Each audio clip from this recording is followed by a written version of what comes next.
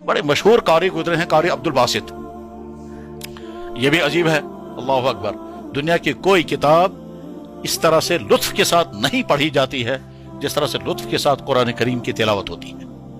दुनिया की कोई कौम अपनी किसी मजहबी किताब की इस तरह से तिलावत नहीं करती, न कर सकेगी जैसा कुरान।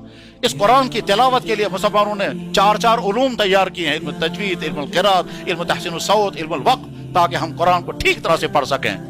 दुनिया की कौमें सोच भी नहीं सकती इन बातों को, जिसको हम मुसलमानों ने करके दिया। और अब्दुल बासित की तिलावत अपने जमाने में बड़ी बेनजीर तिलावत होती थी, बल्कि ट्रेंड शुरू हो गई थी, सारे लोग कारी अब्दुल बासित की नकल क्या करते थे। ठीक है, कारी अब्दुल बासित से इंटरव्यू लिया गया कि साहब आपने दुनिया भर में कुरान सुनाया है लोगों को, तो कुरान के वाकयात में कहने लगे बहुत अजीब अजीब वाकयात हैं। इंटरव्यू करने वाले ने पूछा कोई एक वाकया सुनाइए, तब ये वाकया सुना रहे हैं। कहते हैं हमारी हुकूमत मिस्र का एक डेलीगेशन जा रहा था रशिया, तो इनसे कहा गया आप भी हमारे साथ चलें। कहता है कारी अब्दुल बासित ने कहा, मैंने कहा भाई मेरा क्या काम है आपके साथ जाने का। उन्होंने कहा नहीं आपको चलना चाहिए। मैंने कहा चलो हम भी जाएंगे।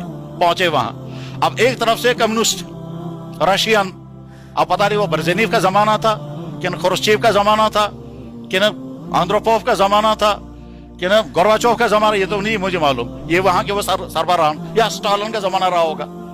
बहरहाल यहाँ मिस्र का वफ्द मुसलमानों का है, वहां से वो लोग हैं, इनके मुज़ाकरा चलते रहे। तो उसके बाद फिर कारी अब्दुल बासित कहते हैं कि हमारे वफ्द के जो सरबराह थे उन्होंने मुझे कहा कि आपको कुरान सुनाना है आखिर में। तो मैंने कहा भाई इनको क्यों कुरान सुनाएंगे? क्या लगा और आप क्या करने के लिए आए? आप तो कारी हैं, आपका काम ही कुरान सुनाना है, तो इसलिए तो हम आपको लेकर के आए हैं। क्या लगा मैं सोचता रहा मुझे कुरान सुनाना है कम्युनिस्टों को, तो जो मजहब को नहीं वो तो खुदाई को नहीं मानते हैं, कुरान को कहाँ मानेंगे, तो मैं कौन सी आयत सुनाऊंगा। कहता मैं सोचता रहा, उनके मुज़ाकरा चलते रहे। कहता सोचते सोचते मुझे ख्याल ही आया, फारूक आजम रज़ी अल्लाह का तज़किरा चल रहा था।